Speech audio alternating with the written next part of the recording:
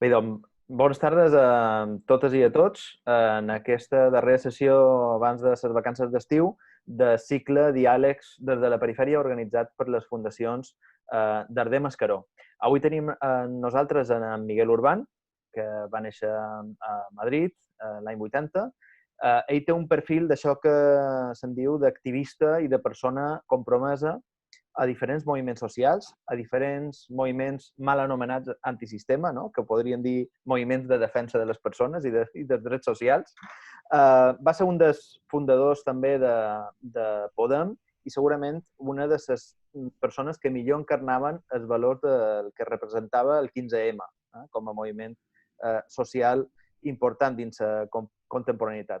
És eurodiputat i militant destacat d'anticapitalistes, un dels corrents de Podem que sabeu que fa uns mesos va decidir abandonar el projecte de Podemos. La setmana passada va ser justament aquí a Palma per presentar el seu darrer llibre, L'emergència de Vox, apuntes para combatir a l'extrema dreta espanyola, no? Que jo crec que com a bon internacionalista, però sobretot com a bon coneixedor de la situació i del context europeu internacional, emmarca, diguem, aquest sorgiment d'aquesta emergència de Vox en comparació també amb altres moviments similars a nivell europeu i internacional, però també en les seves especificitats espanyoles. Li volem agrair especialment que estigui aquí amb nosaltres. Sabeu, a més, que hem tingut alguns problemes tècnics i per això al final hem hagut de gravar aquesta sessió i per això li vull agrair també doblement. I amb en Miguel, si me permet que el tutegi, sencillamente volíem parlar o queremos hablar contigo, ¿no?, de todos esos temas que hemos también compartido con otros compañeros y compañeras que han pasado por este ciclo, ¿no? Empezando, si quieres, por cómo ves desde esa periferia ideológica que representáis los y las anticapitalistas, eso que se ha venido a llamar la crisis de régimen del 78. ¿Realmente el régimen sigue en crisis o se está reforzando? Bueno, lo primero, muchas gracias por la invitación. Para mí es un placer, pues en esta calurosa tarde de verano, poder participar con vosotros y justamente en este ciclo de conferencias que yo creo que son siempre muy útiles, el poder reflexionar de forma colectiva, aunque al final hayamos ido en diferentes sesiones, pero más o menos con una temática muy similar, ¿no? Yo recuerdo que creo que la primera vez que vi la consigna de abajo el régimen fue después de una movilización estudiantil que terminó en un pasacalles con cargas por el centro de Madrid, ¿no? Y los estudiantes pusieron en la puerta del Congreso abajo el régimen, ¿no? Yo creo que fue la primera vez que vi esa expresión realmente, por lo menos en las puertas del Congreso, ¿no? Para mí fue especialmente llamativo. Fue antes del 15M, ¿no? Y luego justo vino el 15M. Yo creo que sí, que podríamos decir que la crisis de régimen continúa. Evidentemente hay un intento de cierre por arriba y hay un intento de segunda transición en cierta medida, recuperando esa magnífica frase de Marx, ¿no?, de que la historia solo se repite dos veces, ¿no? Primero como una tragedia y la segunda como una farsa, ¿no? Yo creo que estamos en cierta medida en una farsa de lo que pudo ser la transición española y de hecho en medio de la pandemia del coronavirus vimos cómo se volvían a ofrecer unos pactos de la Moncloa, ¿no? O sea que yo creo que incluso se ha retomado en muchos casos hasta ciertos elementos simbólicos que ni siquiera se han renovado ni en el nombre, ¿no?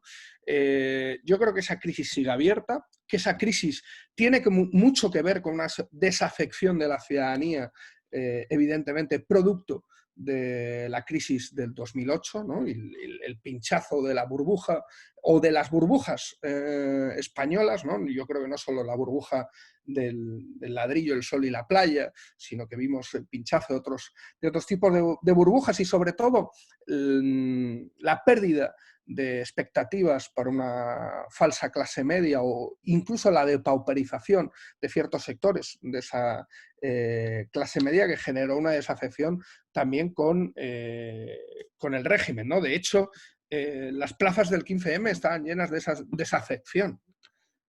No eran la mayoría de las personas acampadas no eran clase obrera clásica defendiendo sus derechos, sino básicamente muchos de los primeros que acamparon en Sol y en otras muchas plazas eran jóvenes postuniversitarios que ya habían terminado la carrera y que decían: ¿qué hay de lo mío? Me habéis engañado. Me habéis dicho que si yo estudiaba, que si yo tenía una carrera, que si tenía un máster iba a tener una vida digna, iba a tener un futuro, iba a tener una familia, y todo eso es mentira, ¿no? Yo creo que de ese elemento que en cierta medida algunos autores dijeron que el 15M descubrió que el emperador iba desnudo, ¿no? Que el régimen estaba desnudo, se pudo ver realmente la amplitud de la crisis de régimen, en lo que algunas personas en ese momento titulamos que estábamos ante un régimen con unas instituciones zombie, ¿no? Utilizando el símil del sociólogo Ulrich Beck, esas instituciones que parecen vivas pero que realmente están muertas, ¿no? Aunque los zombies, como todos sabemos, son muy peligrosos, porque el zombie, si no acabas con ellos, te terminan mordiendo y te convierten en un zombie, ¿no?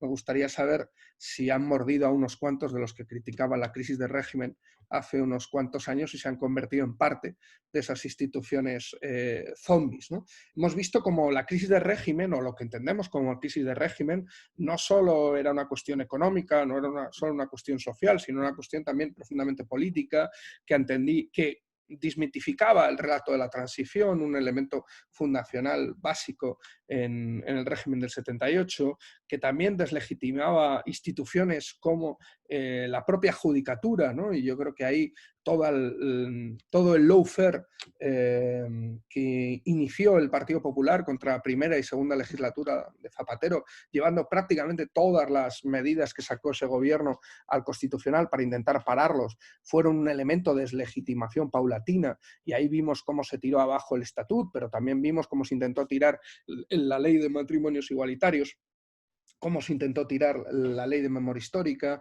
cómo se intentó tirar la ley del aborto, ¿no? Evidentemente vimos también un descrédito, y yo creo que todo empezó en Palma, ¿no? Podríamos decir, ¿no? Un descrédito de la familia real que era intocable hasta hace muy pocos años, ¿no? Lo hablaba no hace mucho con Tardá, ¿no? Que me decía que hace 10 años eran unos locos, ¿no? Los pocos que en el Congreso podían hablar del rey como se está hablando ahora mismo. Yo lo recuerdo en una tertulia el otro día en la radio pública de las Baleares, ¿no? Yo llamé a la monarquía saco de mierda, ¿no?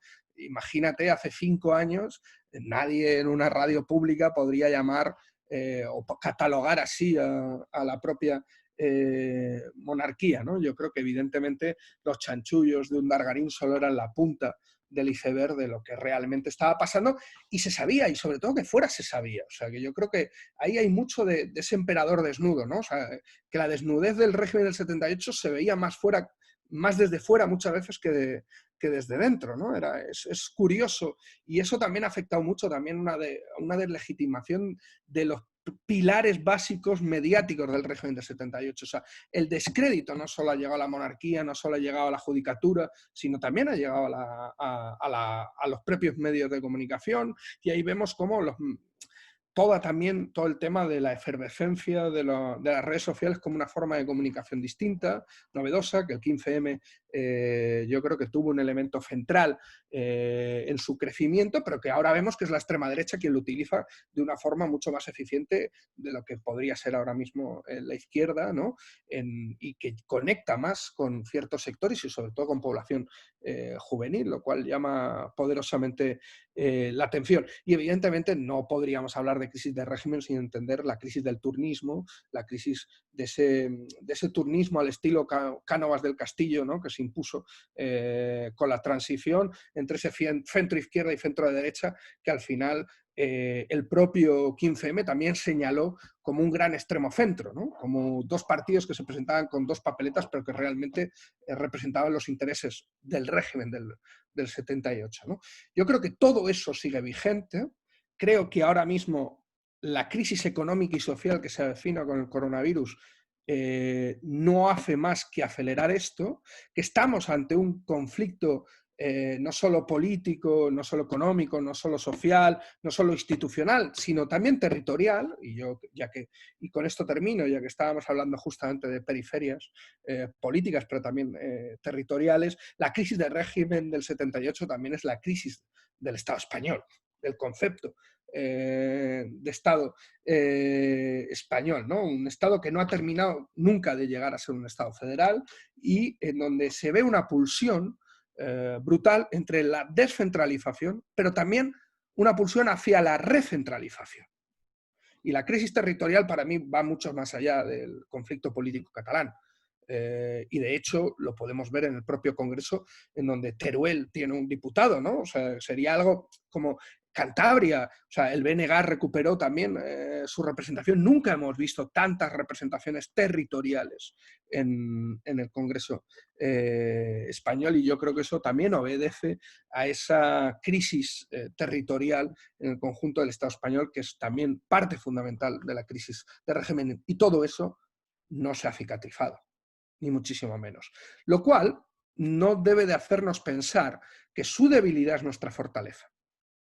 El gran problema es que no hay un sujeto político o sujetos, para hablarlo y conjugarlo en plural, ¿no? Sujetos políticos que tengan la capacidad de poder terminar de elaborar, o por lo menos de terminar de impugnar, de terminar el proceso destituyente para poder conjugar en plural procesos constituyentes en el Estado español, ¿no?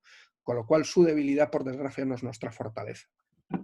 Pero además del desgaste, digamos, de las instituciones del régimen, como tú bien dices, está también de la gente que empuja, ¿no? Y incluso se ha llegado a decir que el proceso, por lo menos en su parte de movilización popular, ¿no? Con millones de personas en las calles, aunque eso parece que ha entrado en crisis en los últimos tiempos, sobre todo después del referéndum del 1 de octubre y el 15M, en parte eran movimientos paralelos o expresiones de un mismo malestar. ¿Estarías de acuerdo con eso? O te formulo la pregunta de otra forma, ¿cuál sería la conexión entre el malestar social y el malestar territorial?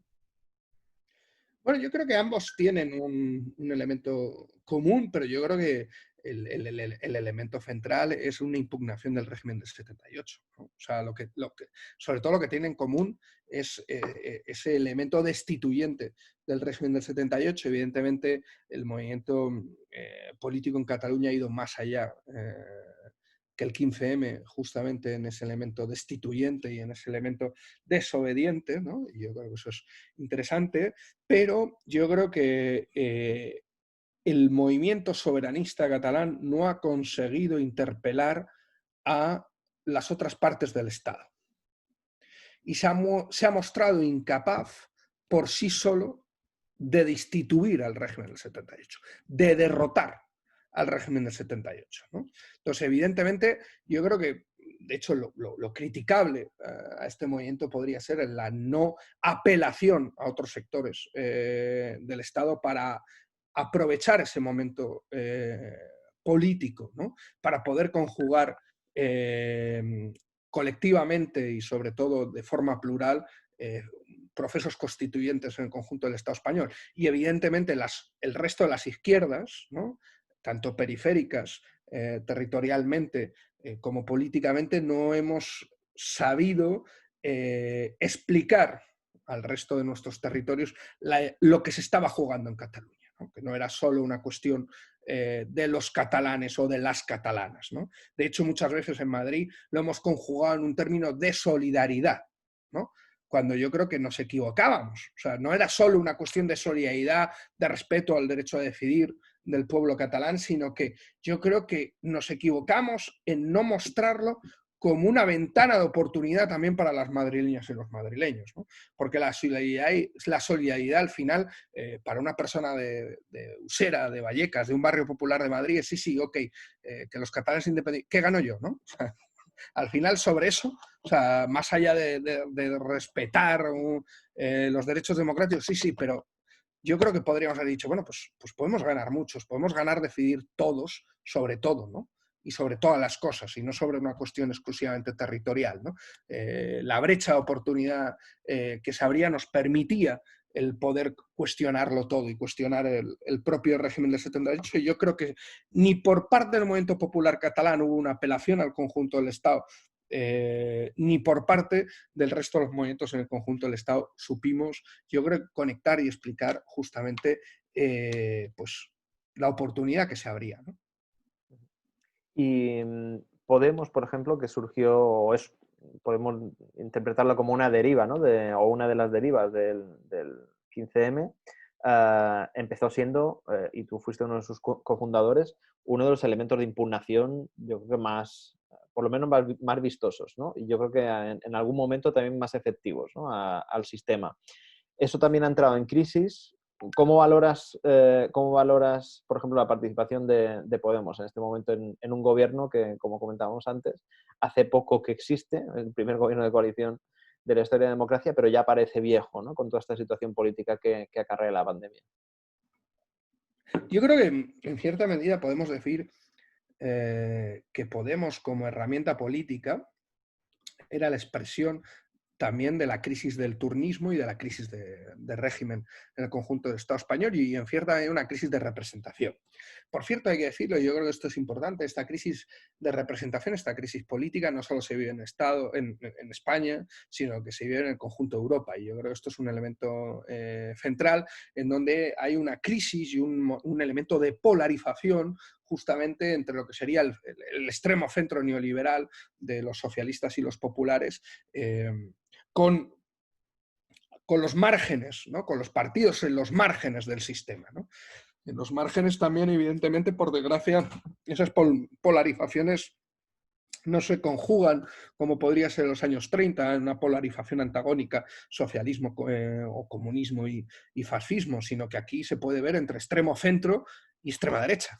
De hecho, es la polarización más habitual en el conjunto de Europa y yo creo que la gran oportunidad que vivimos en Grecia o que vivimos en el Estado español fue que la polarización con el extremo centro neoliberal se daba desde la izquierda, ¿no? O por lo menos se daba desde un eje arriba-abajo, desde un eje popular, desde un eje que no buscaba chivos expiatorios, ¿no? Como hace la extrema derecha, que no buscaba expulsar a ningún sector social, sino que lo que planteaba era que ante la emergencia de los recursos escasos, lo que había que hacer era cuestionar el reparto. Cuestionar justamente el reparto de la riqueza y no cuestionar quién tenía derecho a tener derechos, ¿no? Quién tenía derecho a acceder justamente a los recursos escasos. Eso lo vimos en Grecia. Yo creo que la izquierda europea, al igual que hablábamos antes con Cataluña, no supo ver lo que nos jugábamos en Grecia y alguna gente dijo que era una batalla entre David y Goliat. Era mentira. Era un David contra 27 Goliats, ¿no? Y yo creo que el resto de los Davids no entramos justamente al concurso de la batalla, ¿no? En el caso del Estado español llegamos tarde y en otros países, pues desde luego no llegaron y no se les espera, ¿no? A día de hoy en Europa. Y estamos pagando gran parte de lo que estamos viendo ahora, como se chantajeó a Grecia, es como se nos está chantajeando ahora mismo a Italia y a España, justamente en el Consejo Europeo, que se está viendo ahora agrandando justamente ese elemento de Unión Europea neoliberal, austericida y autoritaria, de una forma yo creo que cada vez más sangrante. Una vez dicho esto, yo creo que si bien Podemos fue un elemento que expresaba ese cierto malestar con el régimen del 78, esa ventana abierta de la impugnación y de la crisis de representación, yo creo que Podemos ha dejado de ser eso. Yo creo que esto es un elemento importante. Antes en la presentación decías que nosotros nos decidimos marchar de Podemos hace unos meses, ¿no? Yo creo que esta es la explicación política, justamente. Evidentemente hay elementos de participación, de democracia interna, pero a mí me interesan más los elementos políticos, ¿no? Yo creo que Podemos nace con una hipótesis que compartimos los que fundamos Podemos, en donde está evidentemente como un elemento central anticapitalistas, en donde nosotros entendíamos que ante la brecha que se abría en la crisis de régimen, necesitamos un instrumento político, un sujeto político que pudiera impugnarlo y que pudiera abrir ese proceso constituyente. Y ese sujeto político no podía subordinarse al socialliberalismo. Uno de los elementos claves de esta hipótesis era la independencia de este sujeto de la pata más consecuente del régimen del 78, que es el Partido Socialista obrero español, mucho más que el Partido Popular. Entonces, ante esto, vimos, además teníamos la experiencia del gobierno de Valderas con Susana Díaz en Andalucía, muy fresco, justo en el inicio. Habíamos visto la experiencia del gobierno de Izquierda Unida entrando en el gobierno balear y cómo eso que había supuesto, ¿no? Y que había supuesto en otros tantos donde se había intentado justamente gobiernos de coalición en minoría con el Partido Socialista. Y también teníamos muy fresco como el ejemplo de Syriza, que se había negado a entrar en coalición con el PASOK para aplicar medidas austericidas en Grecia, y eso le había dado una legitimidad que le estaba permitiendo ampliar su espacio político justamente y acumular una fuerza social y una fuerza popular que luego le dio la posibilidad de llegar al gobierno, y esa era la hipótesis, en cierta medida, de Podemos en su nacimiento. Y se ve, por ejemplo, en que en 2015, cuando las elecciones del 2015, no es que no dijéramos que no teníamos problemas dentro de Podemos, teníamos diferencias y se expresaban políticamente, pero esa hipótesis se mantenía. Podemos pudo entrar en el gobierno balear y no entró. Podemos pudo entrar en 5 gobiernos autonómicos porque daba los números, pero no entró. Y en cambio, gobernó muchos ayuntamientos justamente en solitario, sin el concurso del Partido Socialista, demostrando también que se podía, o sea, que se podía hacer una política distinta, una política consecuente. Vimos paulatinamente una moderación del discurso y de la propuesta de Podemos en todos los terrenos, en el terreno territorial, en el terreno democrático o de conquistas democráticas, en el terreno político, en el terreno económico, con, por ejemplo, la auditoría a la deuda, la renta básica o otros elementos que fueron mermando la capacidad de atracción de Podemos como una fuerza impugnadora. Y ahí está el elemento. No estamos ante momentos políticos moderados. No estamos ante momentos políticos moderados. Y por desgracia, la extrema derecha lo está mostrando en el conjunto de Europa. La extrema derecha lo está demostrando. O, por ejemplo, es llamativo que el único ayuntamiento del cambio que se mantiene de los que ganó, en cierta medida, Podemos en el 2015, el único es de anticapitalistas, en solitario. Es curioso, lo digo porque teóricamente somos la fuerza que podríamos decir más a la izquierda de Podemos, o incluso que se nos ha llamado de que no queremos gobernar. No queremos gobernar con el Partido Socialista. Es muy diferente. No queremos subordinarnos a las políticas socialliberales, porque eso nos puede dar, pues eso de lo que hablábamos en la primera pregunta, ¿no?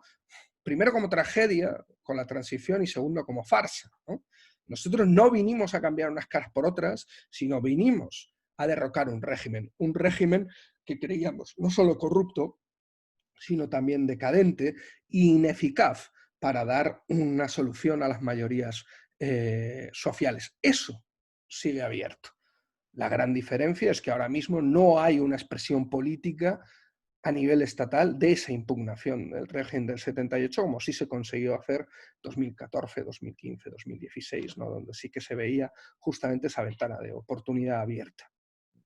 Hablando en términos de impugnación, aunque está claro que la extrema derecha no va a impugnar el sistema, porque es parte del mismo, pero sí que corre el riesgo, como comentabas hace un momento, de ser ellos quienes canalicen ese malestar, ¿no? Porque el malestar que quedó, ¿no?, tras la anterior crisis económica y que de alguna manera también formaba parte del marco del 15M, es un malestar que sigue estando ahí y que seguramente puede ir en aumento, ¿no?, con la crisis social y económica que también acompaña la pandemia. ¿Qué tiene que hacer la izquierda o qué tienen que hacer las izquierdas para prevenir esa gestión del malestar por parte de la extrema derecha?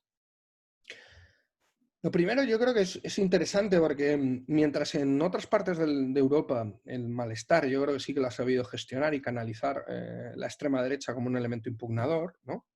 Yo creo que Francia, incluso Italia y otros muchos países eso se ha mostrado así.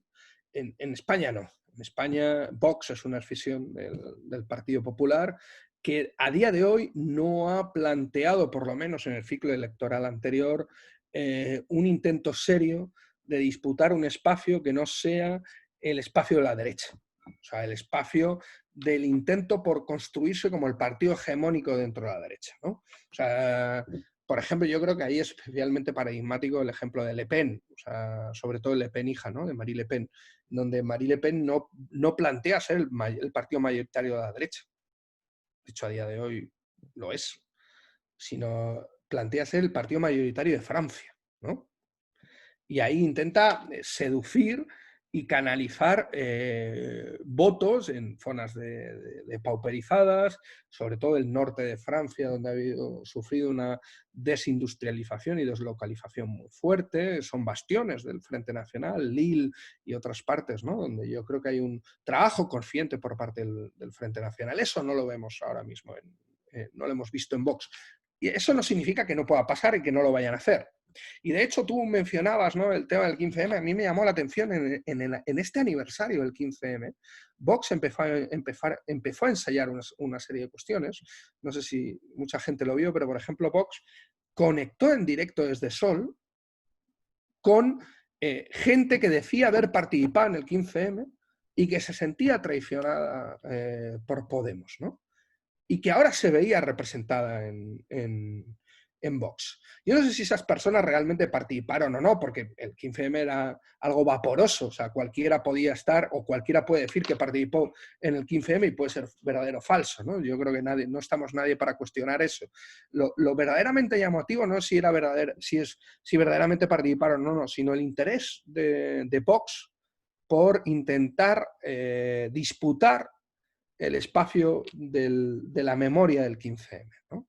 Yo creo que eso es interesante. El llamamiento que hicieron, ya veremos en qué se concreta, de la creación de un sindicato, ¿no? Yo creo que eso también un interés de intentar, un interés que tampoco es nuevo en la derecha española, en la extrema derecha. Fuerza Nueva ya intentó la Fuerza del Trabajo, ¿no? Un sindicato propio, las diferentes falanges también lo intentaron en la transición. Veremos en qué queda, pero desde luego es un intento de un cierto giro social y de un intento de poder capitalizar cierta malestar social con la gestión de la crisis, ¿no? Con la gestión de la crisis que viene, prepararse para gestionar ese malestar social. De momento yo creo que intenta vincularse fundamentalmente a cierto voto popular o obrero que ha votado al Partido Popular, o sea que no sería nuevo saber votantes. O sea, de hecho el Partido Popular saca muy buenos resultados en barrios populares de Madrid, históricamente, incluso ha ganado, o sea que no sería llamativo que Vox esté intentando disputar esos espacios de cierto movimiento popular con tintes conservadores que históricamente votó al Partido Popular y que intente disputar esos espacios.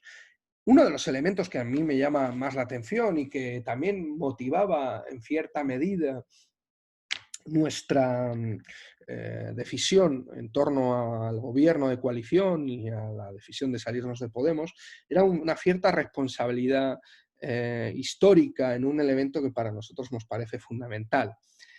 El gobierno, creemos que con un gobierno en minoría, con el Partido Socialista, y con una crisis en ciernes que era previa al coronavirus, pero que el coronavirus lo que va a hacer es acelerarla y amplificarla, va a impedir que Podemos, o Unidas Podemos, tenga la capacidad efectiva no solo de hacer políticas sociales o políticas económicas expansivas, sino que incluso se va a ver obligado a tener la tesitura de tener que gestionar recortes o romper con el gobierno de coalición. Va a tener esta tesitura. Y de hecho, hoy mismo el País ya anunciaba que Bruselas le ha dicho supuestamente a Pedro Sánchez que eso de tocar la reforma laboral, nanay, que la reforma laboral no se toca. Y de hecho hemos visto cómo los fondos europeos van a estar condicionadas a reformas estructurales como las pensiones, como una nueva reforma laboral, como la mercantilización de ciertos sectores públicos. O sea, eso va a estar encima de la mesa, por no decir que teóricamente teníamos que llegar al 2,3% del déficit, y estamos ahora mismo en un DOF y puede terminar el año con un 14%, lo cual supondría, evidentemente, en cuanto el techo de gasto deje de estar en suspenso por la crisis del coronavirus, que va a haber que hacer una serie de recortes brutales y el aumento de la deuda española ya supera el 120%. O sea, con lo cual estamos ante una situación económica y una situación política con un partido socialista mayoritario en el gobierno que puede hacer que no solo se frustren las políticas sociales, sino que incluso se tengan que hacer políticas regresivas, políticas austericidas, políticas de recortes, lo cual significaría que podría frustrar a una cantidad ingente de personas que confiaron en Unidas Podemos como la última tabla de salvación. La frustración de expectativas puede generar una desafección. Una desafección no hacia Unidas Podemos, sino una desafección incluso hacia la izquierda. Una desafección que lleva a la abstención. Y de la abstención, esa desafección se puede convertir en protesta y esa protesta puede estar canalizada por la extrema derecha. Por eso creíamos tan importante la necesidad de construir una izquierda que no entrara al gobierno. Una izquierda que se mantuviera independiente justamente de este gobierno para poder acompañar y presionar las medidas que se pudieran tomar, que fueran beneficiosas para las mayorías sociales, pero también para poder defender y para poder criticar aquellas medidas que puedan ser lesivas justamente para esas mismas mayorías sociales y que pudiera canalizar cierto elemento de impugnación y que toda esa desafección no se canalizara hacia la abstención o hacia la extrema derecha, que es uno de los problemas que se podrían generar.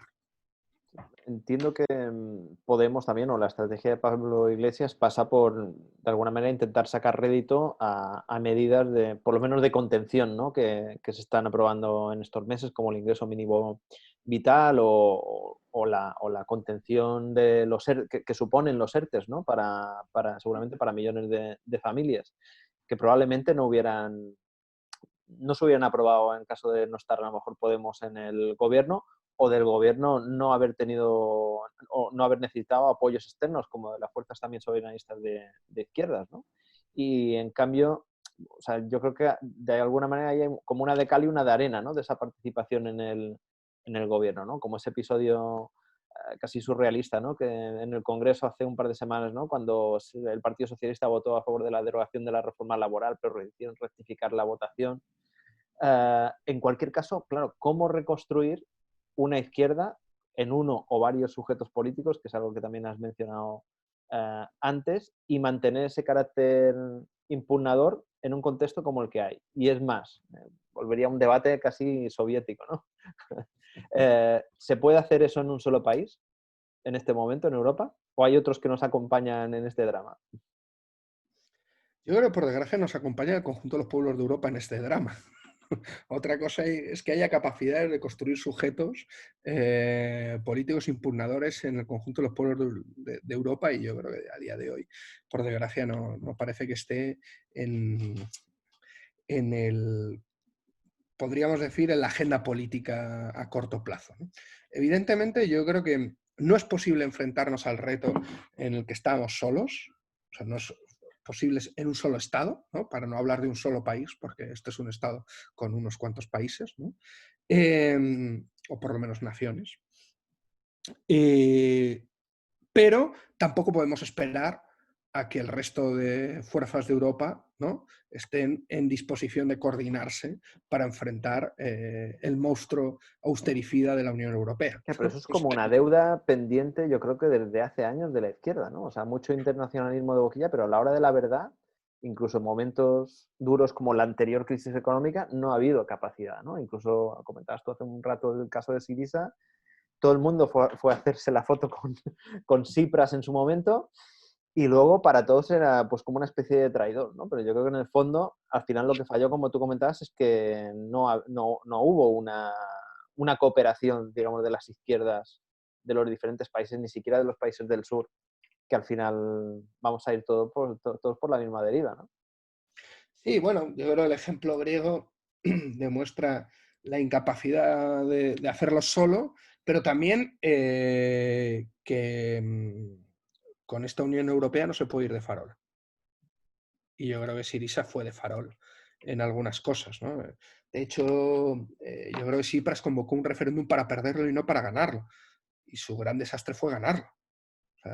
Y yo creo que fue uno de los elementos que marcaron. De hecho, yo estuve una semana haciendo campaña en Grecia justamente a favor del referéndum, que se ganó con un 60%, y no había nadie de la dirección de Syriza.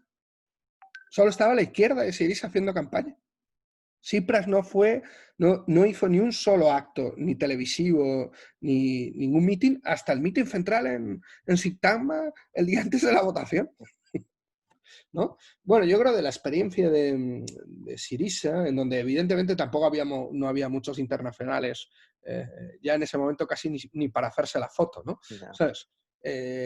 Incluso fue peor cuando ya se firmaron los memorándum, ¿no? ¿Sabes? Y hubo que decidir, bueno, pues por ejemplo, Pablo decidió apoyar a Tsipras en ese momento tan duro, ¿no? Yo decidí apoyar Unidad Popular, que es la fisión que hubo por la izquierda de Syriza, con muy poco, por cierto, muy poca capacidad electoral en ese momento, ¿no? Era curioso cómo Unidad Popular prácticamente era mayoritario dentro de Syriza y era minoritario, luego se mostró claramente minoritario electoralmente, ¿no? De hecho, Tsipras hizo una maniobra muy inteligente dentro de Syriza, que tocaba convocar un congreso para poder enfrentar el proceso que había, y lo que hizo Tsipras fue convocar elecciones antes del Congreso y creó un comité electoral al margen de la dirección central del partido para decidir las listas electorales. Con lo cual, toda la izquierda de Syriza, que en ese momento podía ser mayoritaria en un Congreso, solo tuvo la opción de salirse de Syriza. No tuvo la opción de poder disputar dentro de Syriza, ¿no? Sino que tuvo que salirse justamente para poder enfrentar ese proceso electoral que convocó el propio Tsipras como una arducia para ganar dentro de Syriza, pero también evidentemente para ganar fuera después. Y vemos cómo han pesado tanto los procesos internos de la izquierda, ¿sabes? Incluso condicionando los procesos electorales hacia afuera. Pero yo creo que es interesante primero el ver que, y de ahí sacamos la iniciativa de Plan B, que yo fui uno de los fundadores de Plan B, de que necesitábamos un Plan B si el único plan A de la Unión Europea era el austericidio, ¿no? Era la austeridad, eran las políticas de recorte, eran las políticas de ajuste. Eso sigue vigente y es más necesario que nunca, y por eso desde Anticapitalistas lanzamos la idea de la tasa COVID a nivel europeo como una forma de plantear el debate sobre el reparto de la riqueza para no tener que debatir cómo íbamos a pagar o cómo íbamos a pagar en los fondos de reconstrucción, con deuda o con subsidios, ¿no? Lo que decíamos que había otra forma de hacerlo y era que pagaran las multinacionales, las grandes fortunas, justamente esa reconstrucción, ¿no? Y la lanzamos a nivel europeo y seguimos en ello, coordinando a más de 500 cargos públicos y activistas del conjunto de Europa, ¿no? Creo que el escenario europeo es fundamental, más aún cuando cuando el Estado español es parte fundamental de la Unión Europea y vemos la respuesta una vez más austericida de la Unión Europea. Y el otro elemento central es si es posible, o sea, yo creo que el gobierno no ha hecho nada diferente en políticas sociales o no ha hecho nada muy diferente al resto de los países europeos de su entorno. Y yo creo que también esto es importante, sin restar méritos a ciertos elementos que se han aplicado. Si vemos Francia, si vemos Portugal, si vemos Italia, si vemos Alemania, se han aplicado con colores de partidos políticos distintos, se han aplicado políticas bastante similares. Incluso Trump ha tenido que crear como un subsidio, ¿no?, transitorio para evidentemente. Para que no se levante la gente. Estamos ante lo que yo digo que es el momento Sarkozy. No sé si te acuerdas en la crisis del 2008, ¿no? Cuando Sarkozy dijo que ante esta crisis lo que había que era refundar el capitalismo con rostro humano, ¿no? Y luego la refundación del capitalismo fue una refundición, ¿no?, prácticamente de las mayorías sociales con unas políticas más agresivas que lo que habíamos visto hasta ese momento. Estamos en ese momento Sarkozy y yo creo que ese momento Sarkozy además ya se acaba. O sea, ese momento de vamos a reconstruir una Unión Europea con rostro humano y demás, eso ya se ha acabado y lo estamos viendo ahora mismo en el Consejo Europeo y otra vez vuelven los hombres de negro a estar en el eje de la política. Ante esto creo que hay muy poca capacidad dentro del gobierno para hacer una política distinta a la que nos marquen desde Bruselas.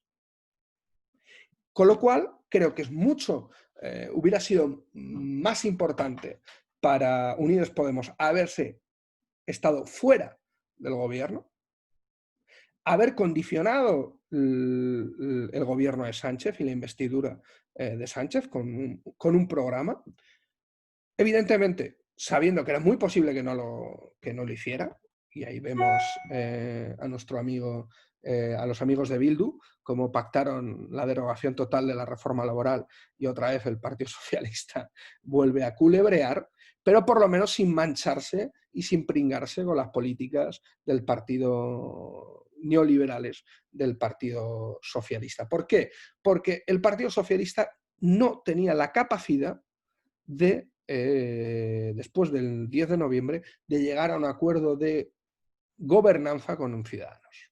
No tenía capacidad, solo podía mirar a su izquierda o mirar al Partido Popular. Y el Partido Popular, con la presión de Vox, no tiene la capacidad de lograr una gran coalición como quiere Feijóo. Porque eso sería suicidarse ante Vox en la disputa por la hegemonía de la derecha. Con lo cual, solo tenía la posibilidad de Unidos Podemos y de la izquierda periférica. Ahí se podría, yo creo que sacar gran parte de las cuestiones que ya se han sacado, yo creo de forma timorata, desde el propio gobierno, porque tú has mencionado los ERTEs. Pero es que los ERTEs, a partir de septiembre, las empresas van a poder despedir. En cuanto se acabe el ERTE, van a poder despedir. Con lo cual ha sido una tirita cuando lo que necesitábamos era un torniquete. Ante la abertura, porque estamos hablando de no solo miles, sino cientos de miles de empleos, lo que hay justamente en juego ahí. Con lo cual, ante lo que viene, creo, y me reafirmo, en que hubiera sido mejor que Unidos Podemos no hubiera entrado en el gobierno, hubiera apoyado desde fuera la investidura y hubiera negociado parte por parte. Ya hemos visto como incluso dentro del propio gobierno, dentro del lo que sería la Comisión de Reconstrucción, Unidos Podemos ha tenido que eliminar propuestas como el rescate bancario, como los impuestos a las grandes fortunas, ¿sabes? La ley de cambio climático devaluada, o sea que estamos viendo ya todas las concesiones que se están haciendo, ¿no? Y lo que va a venir justamente de Europa va a ser duro y difícil de encajar por parte de Unidos Podemos, con lo cual creo que hubiéramos estado mejor fuera y creo que podríamos habernos preparado no solo mejor para lo que viniera, sino incluso creo que hubiéramos sido una herramienta más útil para las mayorías sociales para lo que va a venir desde fuera. Una última pregunta antes de repasar las que nos han dejado en el chat. ¿Qué tipo de política de alianzas o qué tipo de cooperación, si prefieres, plantear desde anticapitalistas? Y me refiero no solo a alianzas de tipo electoral, más tácticas, sino también estratégicas, ¿no? Apuntando hacia esa impugnación al régimen y a esa necesaria también cooperación entre fuerzas a nivel internacional y a nivel europeo. Yo creo que a nivel europeo lo que necesitamos es reconstruir un espacio de coordinación, de impugnación de la Unión Europea, pero europeísta. ¿A qué me estoy refiriendo? Yo creo que es importante impugnar la Unión Europea y es necesario plantear la ruptura con la Unión Europea, pero con un horizonte de construcción de un espacio de coordinación europeo, o por lo menos de los pueblos del sur de Europa, como mínimo, ¿no? Yo creo que esto sería un elemento para nosotros clave. No sería tanto salirse de la Unión Europea, sino romper con la Unión Europea para construir otro proyecto político. No creemos en un repliegue nacional, un repliegue identitario, un repliegue, en cierta medida, soberanista malentendido, ¿no?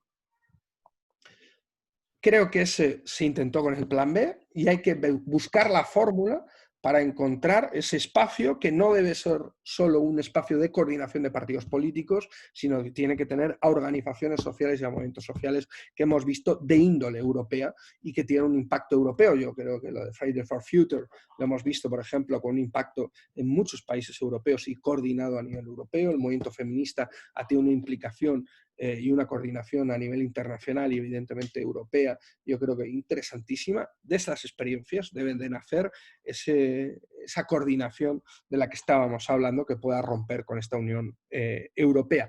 Y en segundo término, a nivel del Estado español, yo creo que necesitamos una suerte de pacto de San Sebastián.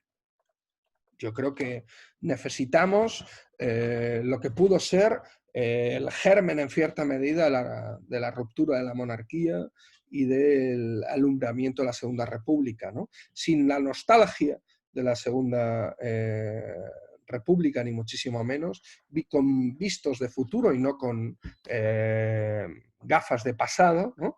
Pero con un horizonte que nos permita hablar de repúblicas en el conjunto del Estado español, o sea, conjugarlo en plural, igual que los procesos constituyentes, en un modelo confederal, una suerte de modelo confederal, en donde podamos unificar a las diferentes fuerzas democráticas en ruptura con el régimen del 78, con un programa, yo creo que de mínimos, pero un programa rupturista anti-neoliberal, anti-régimen, y democrático en todas sus vertientes, no solo democracia política, sino también democracia económica y soberanía económica, que yo creo es un elemento central.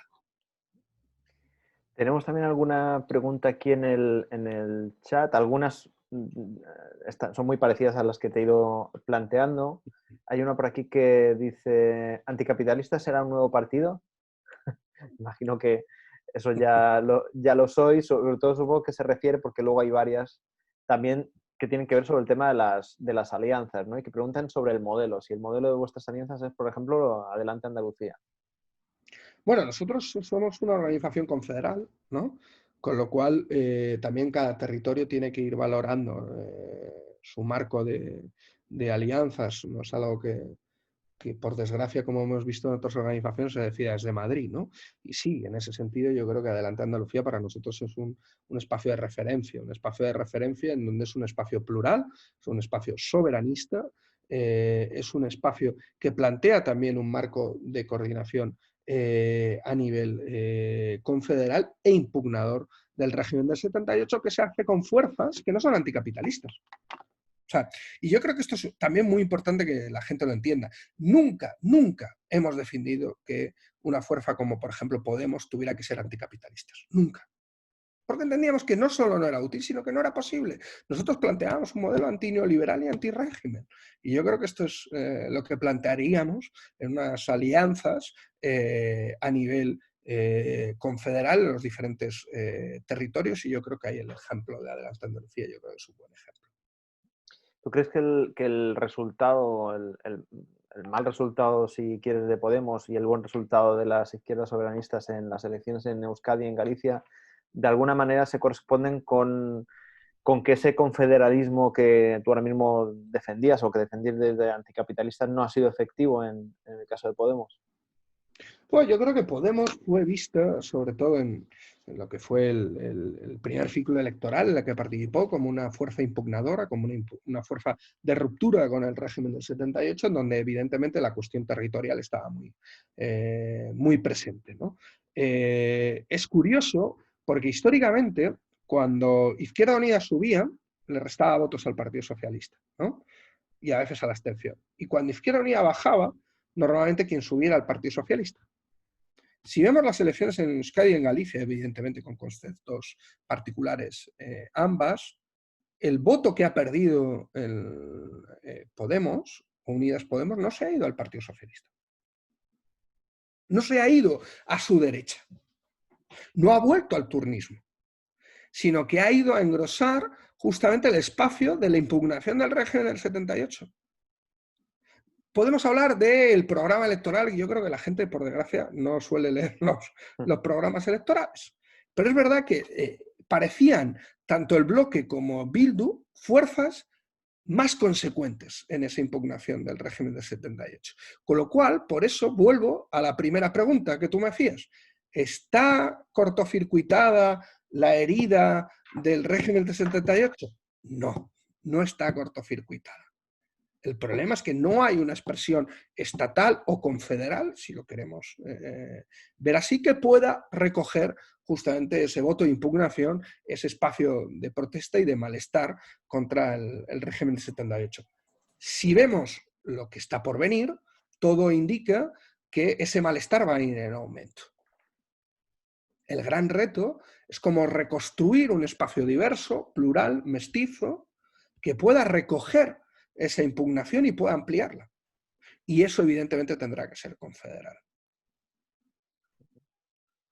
Y tenemos aquí una última pregunta, porque te digo, otras son bastante asimilables a las que te he ido planteando, que da casi para una conferencia, pero te la voy a leer. Aquí Pep Valero nos pregunta, ¿se puede subvertir el sistema desde dentro o solo se puede reformar? En otras palabras, ¿sigue vigente el dilema reforma o revolución o hay que verlo de forma más compleja? Evidentemente todo lo que son, a veces simplemente las consignas muchas veces lo que hacen son reducir o son brochas gordas.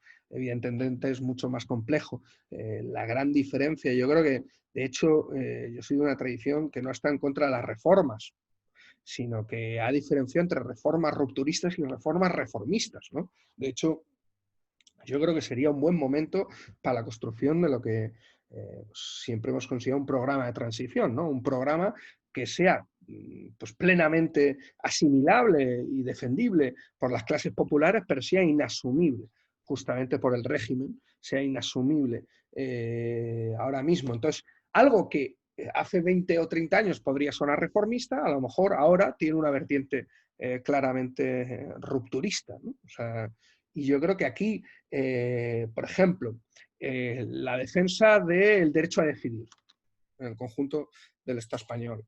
Derecho a decidir no solo territorialmente, sino también el derecho a decidir, por ejemplo, la jefatura del Estado.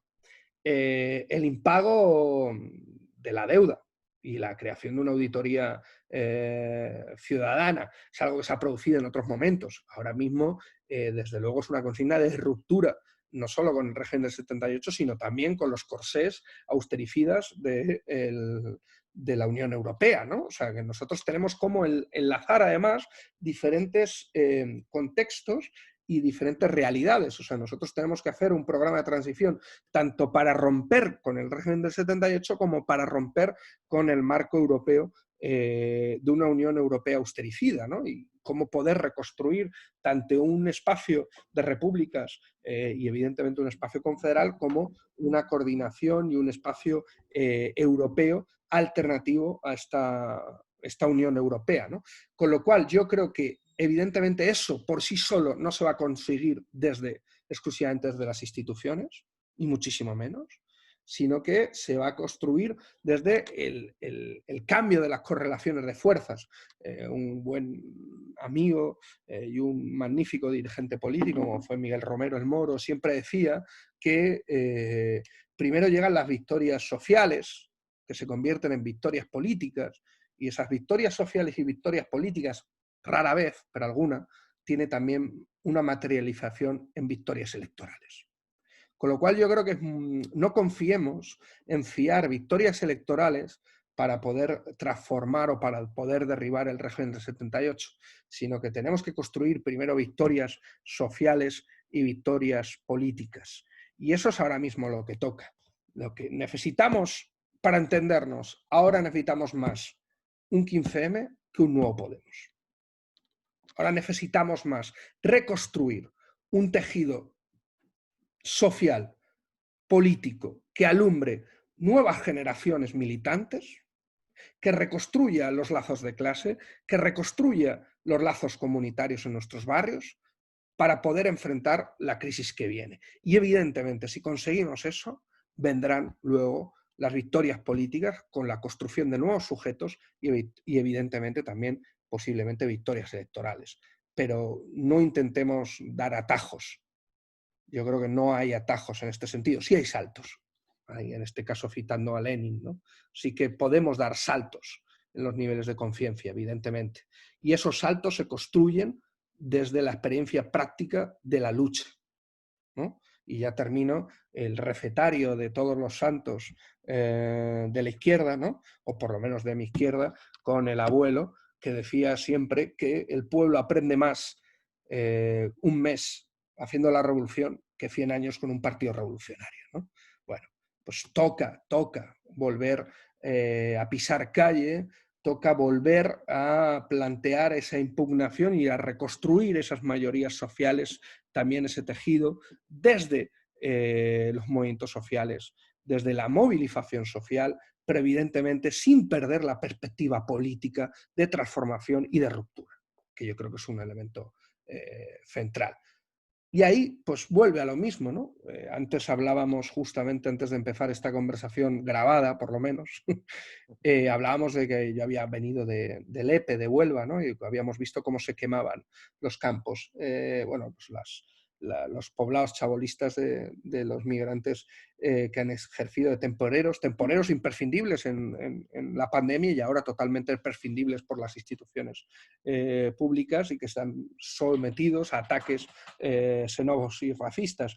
Pedir su regularización inmediata es una cuestión totalmente reformista,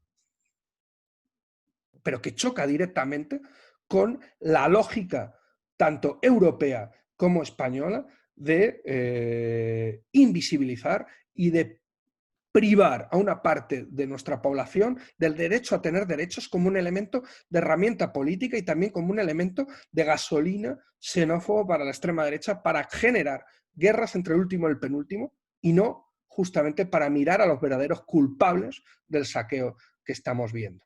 Para que sigamos intentando excluir a sectores sociales del reparto de los recursos escasos y no cuestionemos el reparto de los recursos. Porque podríamos decir, la gran victoria del 15M no fue cuestionar quién tenía derecho a tener derechos, sino cuestionar el reparto. Necesitamos otro movimiento que vuelva a cuestionar justamente el reparto, incluso con medidas que pueden parecer reformistas, pero que yo creo que tienen un claro elemento de ruptura en el momento político en el que nos encontramos. Es que además en este momento, si no se hace de esa forma, con un reparto justo y haciendo que pague más quien más tiene, no hay quien pague un rescate, digamos, de las personas. Eso Pues es. ahora o nunca. Así que nada, a ver si somos capaces. De hecho, si citamos a Marx, ¿no?, que termina el Manifiesto Comunista de Proletarios del Mundo Unidos, podríamos poner la coletilla, es la última oportunidad, ¿no? Sí, no sé si será la última, pero bueno, Bueno, seguramente desde luego, pocas se presten como esta. ecológicamente hablando, que es algo que prácticamente no hemos metido en el debate de hoy, ¿no?, pero que para mí es fundamental, y sobre todo para una fuerza como anticapitalista que reconoce dentro del ecosocialismo, ¿no?, los límites del planeta, los límites de la emergencia climática a la que nos enfrentamos, hacen que no tengamos tiempo, ¿eh? Hacen que sea la última llamada. Por eso justamente decía, es la última llamada para poder enfrentar. Hemos tenido el Ártico, mientras hablamos de todo esto, estas semanas hemos tenido el Ártico entre 30 y 40 grados. A ver cuándo ha pasado eso y ¿No? cómo lo vamos a pagar. Si no enfrentamos un cambio de modelo productivo, si no enfrentamos una transición ecológica, ¿eso de verdad pensamos alguien que lo puede hacer el sector privado? ¿De verdad pensamos que eso se puede hacer sin nacionalizar sectores estratégicos de la economía, sin una planificación ecológica de la economía? Eso no es posible. No es posible. Eso sí que es utópico. Eso sí que es utópico. Ahora mismo, lo más razonable, el sentido común, nos lleva a ser más radicales en las propuestas políticas, porque el momento es profundamente radical, el momento político en el que encontramos. El peligro al que nos enfrentamos como civilización, yo creo que es un elemento que muy pocas veces tenemos presente en nuestro accionar político. Bueno, pues Miguel, ha sido un placer. Muchísimas gracias. Te pedimos también disculpas por los problemas técnicos que hemos tenido y te agradecemos de verdad que nos hayas ayudado a poderlo solventar. Y nada, aquí sabes que estuviste hace unos días en Mallorca y que en Mallorca también tienes tu casa. Así que muchísimas gracias i moltes gràcies també a tota la gent que ens heu seguit, encara que hagi estat en diferit. Fins una altra. Bueno, muchísimas gracias. Para mí ha sido un placer participar y esperemos que dentro de poco haya acabado ya esta pandemia, tengamos una vacuna o al menos una cura pública, socializada y no en manos de los buitres de las farmacéuticas privadas, y entonces nos podamos ver, nos podamos abrazar y podamos compartir más allá de las, pues, estas pantallas de ordenador también la política, porque la política se tiene que leer, se tiene que tocar, se tiene que vivir, ¿no? Si no es otra cosa. Entonces, cuanto antes podamos dejar estas pantallas y poder volver a abrazarnos, yo creo que será una muy buena noticia. Así es. Pues nada, Miguel, muchísimas gracias y un abrazo. Un abrazo.